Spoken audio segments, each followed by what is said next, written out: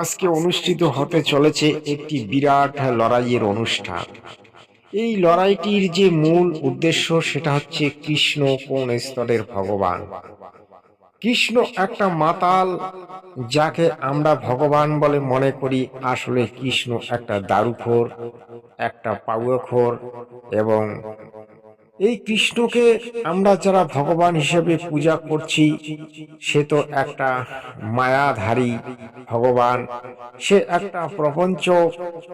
এটা নিয়ে আজকে দীনকৃষ্ণ ঠাকুর মহাশয় কিছু তত্ত্ব তুলে ধরবেন এবং জগৎগুরু তত্ত্বদর্শী সন্ত রামপাল মহারাজের শিষ্যরা সৎ গ্রন্থ থেকে এ প্রমাণ করে দেবেন।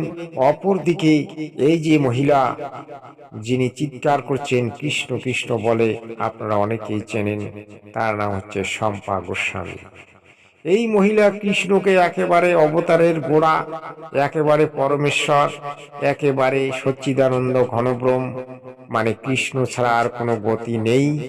এই মহিলা অনবরত চিৎকার করে কীর্তন আসরগুলি মাতিয়ে তোলেন। আজকে সেটাই প্রমাণ হবে সেই কৃষ্ণ একটা মাতাল, যিনি দারুখোর ছিলেন। এবং এই কৃষ্ণের পূজা করলে আসলে মানুষের সর্বনাশ ছাড়া আর ভালো একটাও হয় না, যেটা আমরা অনেক সাধুগুরু বৈষ্ণবের মুখে শুনেছি। যেমন একটা প্রবাদ বাক্য আছে, যে করে কৃষ্ণের আশ তার হয় সর্বনাশ। তবু সে যদি না ছাড়ে পাস, কৃষ্ণ নাকি হয় তার দাসের দাস। আরে ভগবানের পূজা করলে আবার মানুষের কোনোদিন সর্বনাশ হয় নাকি? তাহলে সে কেমন ভগবান? তার পূজা করে যদি আমার সর্বনাশই হয়, আমি তার পূজা কেন করব? আর সে কেমন ভগবান, সে সর্বনাশ থেকে রক্ষা করতে পারে না? আসলে কৃষ্ণ কোনো ভগবানই নয়, যেটা দীনকৃষ্ণ ঠাকুর মহাশয় তুলে ধরেছিলেন এবং তার উপর অত্যাচার হয়েছিল। আজকে আমি প্রমাণ করে দেব যে এই কৃষ্ণ আসলে একটা মাতাল ছিল, দারুকোর ছিল, এবং সে মায়াধারী ভগবান বললে ভুল হবে। সে এই জগতে কামনা বাসনা সৃষ্টি করেছিলেন, হাজার হাজার গোপীর সঙ্গে লীলা করেছিলেন, 5-6টা যার স্ত্রী ছিল। হ্যাঁ, এগুলো কি ভগবানের লীলা নাকি একটা, কি বলবো দর্শক, বলতেও আমার লজ্জা করছে। তো শুনতে থাকুন। সাধের কৃষ্ণ ভজনের মানব জনম পেয়েছি বাবা। কি জন্য পেয়েছিলাম? সংসারের মধ্যে আমার আমার করে মারামারি কাটাকাটি করার জন্য? কৃষ্ণ ভজিবার তরে সংসারে আইনো, মিছে মায়ায় বদ্ধ হয়ে বৃক্ষ সম হইল। এসেছিলাম কৃষ্ণ ভজন করব বলে। সময় কোথায়? মায়া তো আমাদেরকে গ্রাস করে নিয়েছে। এমন ভাবে মায়া গ্রাস করেছে যে আমরা আমাদের ঠিকানাটাও ভুলে গেছি। কি আমার পরিচয়, কোথায় আমার ঘর? ওই যে মাটা ওইদিকে পিছন ঘুরে আছে, আমার দিকে একটু ঘুরতে বলুন তো, আমার দিকে তাকান। ওই দিকে কিছু নেই, এই দিকে। আচ্ছা মা বলুন দেখি, আপনার বাড়ি কোথায়? ব্লু কালারের যে চাদরটা গায়ে দেওয়া, আপনি বলুন আপনার বাড়িটা কোথায়? বলুন বলুন না, জিজ্ঞাসা করছি তো, বাড়িটা কোথায়? হ্যাঁ, জোরে বলুন। আমি তো আপনার মেয়ের মতো, লজ্জার কি আছে? বাড়ি নেই? বাড়ি নেই আছে, ঠিকানা কোথায়? কৃষ্ণ কথা যদি নাই শুনবো তাহলে তো মুশকিল, ঠিকানায় তো জানবো না আমরা। হ্যাঁ, আচ্ছা পাশের জন্য মায়েরা যারা আছেন বলুন আপনাদের ঠিকানা কোথায়? শ্রীরামপুর, মানে এই শ্রীরামপুরে, তাই তো? খুব ভালো কথা। আচ্ছা এর আগে আপনারা কোথায় এসেছিলেন জানেন কি? এখন না হয় শ্রীরামপুরে আছেন, এর আগে কোথায় ছিলেন? বাপের বাড়ি?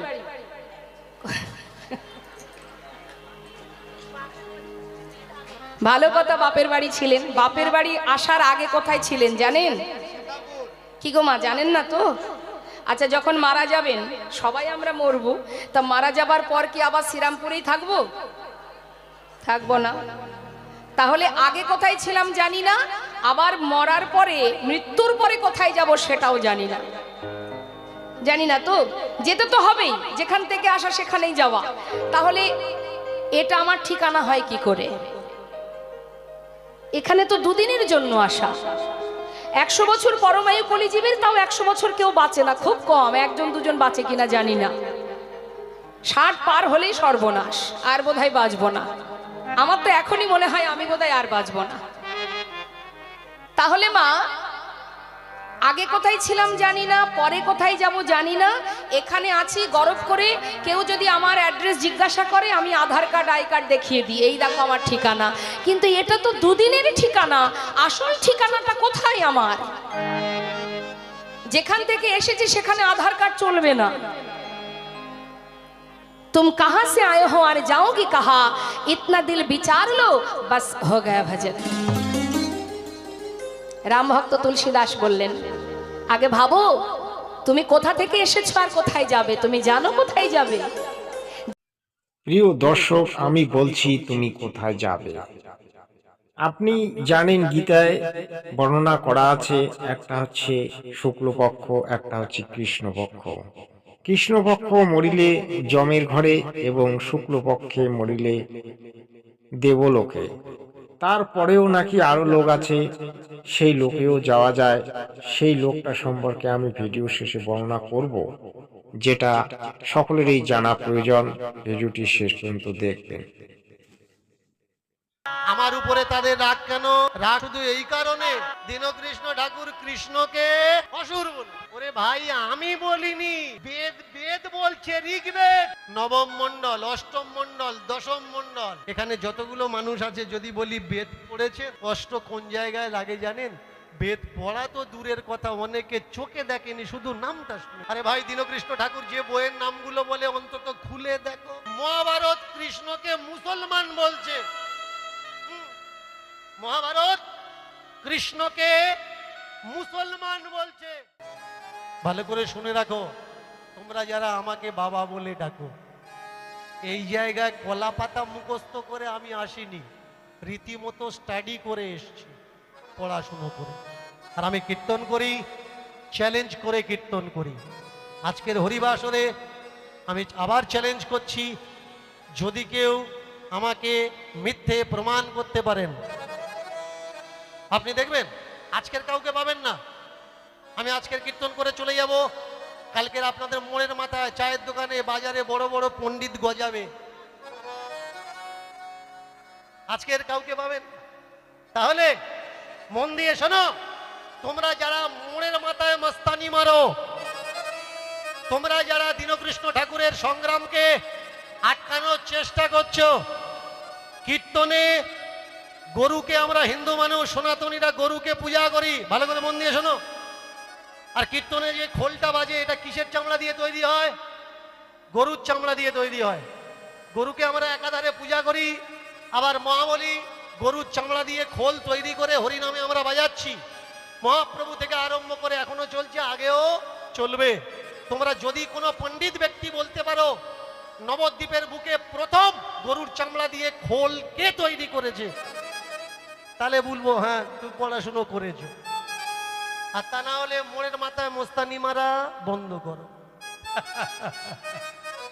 আমি কথা দিচ্ছি, আমার একটা যুক্তি যদি কেউ বলতে পারে আমি ধর্মকে নষ্ট করার চেষ্টা করছি, আমি বলছি আমি সেদিন থেকে কীর্তন করব না, কীর্তন করা ছেড়ে দেব।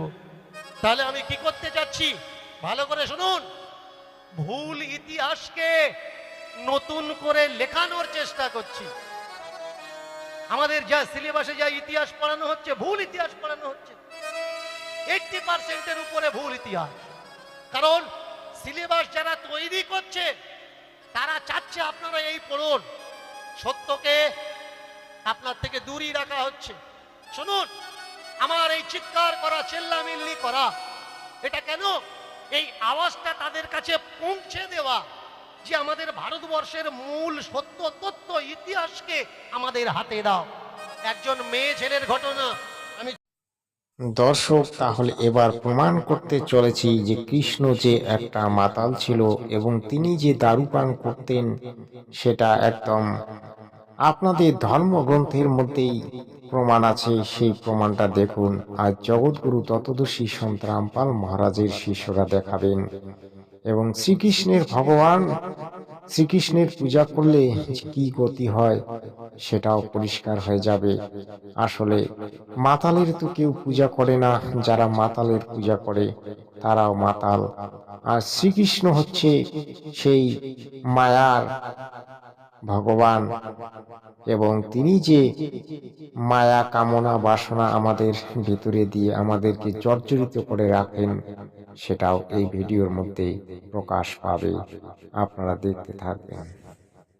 मधुसूदन ने कौतुक वशात कामुकी गोपिका गण की काम वृत्ति को बढ़ाने के लिए विनोद साधन रूपा मुरली वादन वहां पर किया।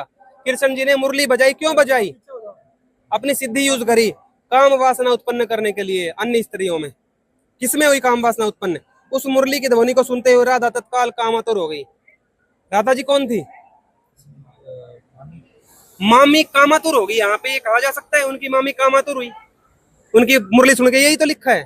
वो कामातुर हो गई, उनकी मुरली में ऐसी शक्ति थी, सिद्धि थी है। वे अपना आवश्यक कार्य छोड़कर घर से निकली और वे बंशी धवनी जिधर से आ रही थी उधर जाने लगी।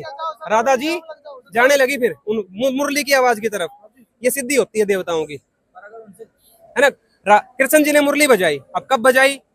5 साल की उम्र में बजाई, 50 साल की उम्र में बजाई, हमें नहीं पता, पर राधा जी को कामातुर कर दिया, ये लिखा हुआ है। राधा की सखियां भी मुरली की ध्वनि से त्रस्त होकर अपनी चेतना खो बैठी, उनकी बुद्धि भी भ्रष्ट हो गई। राधा की सहेलियां भी गई थी, सिर्फ राधा जी के साथ ही सारे काम नहीं हुए, तो उनकी बुद्धि भ्रष्ट हो गई, उनकी सहेलियों की भी।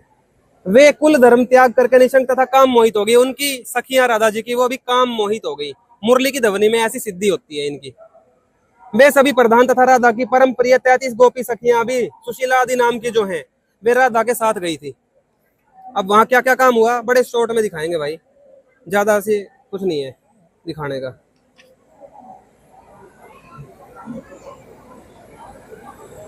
ये देख लो जी। श्री हरि ने प्रबुद्ध होकर तथा चेतना प्राप्त करके राधिका के पास जाकर उनको हृदय से लगाया, उनका आलिंगन एवं मुख चुंबन किया। लिखा है जी ये तो। इसके पश्चात रसिक परवर कृष्ण राधा के साथ रति ग्रह में चले गए। उस जगह में चले गए जहां पे रति ग्रह, आप समझ सकते हो क्या चीज होती है, जहां पे रति क्रिया होती है उसको रति ग्रह बोल देते हैं। बड़ा शॉर्ट में दिखाऊंगा आपको, क्योंकि बहुत गलत कथा है और बहुत लंबी है, बहुत शॉर्ट में दिखाऊंगा आपको। ये देखो, इन सबके केश मुक्त थे, बाल खुले हुए थे, वे नग्न थे, नंगे थे। यही सब स्पष्ट हो जा रहा है, बताने की कोई डिफाइन करने की जरूरत ही नहीं है, सब समझदार है। भग्नाभूषण वाले, बिखरी वेशभूषा वाले, कामावेश में मत तथा सुध बुध खो बैठे थे। कृष्ण तथा राधा ये दोनों श्रृंगार एवं काम शास्त्र के पारंगत थे। इसमें लिखा है कृष्ण जी और राधा जी काम शास्त्र, काम सूत्र के पूरे ज्ञानी थे। पढ़ने में भी बहुत बुरा लग रहा है, क्योंकि लोग भगवान मान के इन देवताओं की पूजा करते हैं, पर ये दिखाना जरूरी है, आंख खुलेंगी हमारी ऐसे। काम शास्त्र के ज्ञानी थे, भगवान के ज्ञान के कोई ज्ञान नहीं था इन दोनों को भी। ये वृंदावन में रहने वाली, अच्छा वो कहते हैं उधर भी কৃষ্ণ কিভাবে নারীদেরকে মোহিত করতেন আপনারা শুনলেন। রাধাজি ছিল তার মামি, কিন্তু সে বাঁশির সুরে রাধাজিকে মোহিত করতেন এবং নদীর তীরে অথবা জঙ্গলে নিয়ে গিয়ে তার সঙ্গে রতিক্রিয়া করতেন। তাহলে কৃষ্ণ কত বড় একটা পাজি বা কৃষ্ণ কত বড় একটা জোচ্চোর ছাগল সেটা আপনারা বুঝতে পারলেন। এবং ওই সময় বৃন্দাবনের তথা মথুরার নারীদেরকে তিনি বাঁশির সুরে মোহিত করতেন। মোহিত করে তিনি নিজেই রতিক্রিয়া ঘরে নিয়ে গিয়ে সেখানে আনন্দে বিহার করতেন। তাহলে দর্শক বুঝতে পারলেন এই কৃষ্ণের চরিত্র। আসলে কৃষ্ণকে আমরা সকলেই যতটা মহান মনে করি, কৃষ্ণ কিন্তু আসলে মহান নয়। কৃষ্ণ হচ্ছে ওই গোপীদের গোপেশ, অর্থাৎ তিনি বেশ ওই রতিক্রিয়া সম্পর্কে তার বিশদ জ্ঞান ছিল এবং বেশ ভাবে তিনি রতিক্রিয়া করতে জানতেন। তাহলে আমরা কিভাবে এই ধরনের লোককে ভগবান হিসেবে মানব? এই জন্যেই সাধুগুরু বৈষ্ণবের মুখে আমরা শুনতে পেয়েছি যে কৃষ্ণের পূজা করে তার সর্বনাশ হয়। কারণ ওই কথায় বলে না, পাগলে কিনা বলে আর ছাগলে কিনা করে। তো এই সমস্ত ছাগল পাগলের পূজা করলে তো তার সর্বনাশ হবেই। আসুন তাহলে সত্যটা আরো জানার চেষ্টা করি। প্রিয় দর্শক, এবারে আমি যেটা আপনাদেরকে শোনাতে যাচ্ছি, এই যে কৃষ্ণ যাকে আমরা ভগবানের আসনে বসিয়ে পূজা করি, সে কিন্তু বাস্তবে মদিরা পান করত, মানে দারু পান করত, তার প্রমাণটা আমরা এখনই নেব। জগৎগুরু তত্ত্বদর্শী সন্ত রামপাল মহারাজের একজন প্রিয় শিষ্য, তার নাম হচ্ছে প্রণয় ভগতজি। আমি তার কাছ থেকে শুনবো এই কৃষ্ণ কি সত্যিই দারু পান করত। হ্যাঁ, কৃষ্ণ দারু পান করত, যেটাকে মানে মদিরা বলা হয়। উনি দারু পান করত। আমরা এ যাবৎ এতদিন অবধি যে কৃষ্ণকে পরমপিতা পরমেশ্বর পরমাত্মা ভেবে এই নকলি গুরুর কথায় মেনে চলছি, এখন যেটা দেখা যাচ্ছে যে সন্ত রামপাল মহারাজের শিষ্যর কাছে যেটা দেখা যাচ্ছে উপযুক্ত প্রমাণের সহিত যে কৃষ্ণ একজন মানে ওই দারুখোর তো ছিলেন, তার সাথে ক্যারেক্টার লেসও ছিলেন। সেটা প্রমাণ সহিত আমাদের সন্ত রামপাল মহারাজের শিষ্যরা আমরা যারা আছি, আমরা সাধারণ দর্শকে একদম পরিষ্কারভাবে প্রমাণিত করে দেখিয়ে দেব এখনই।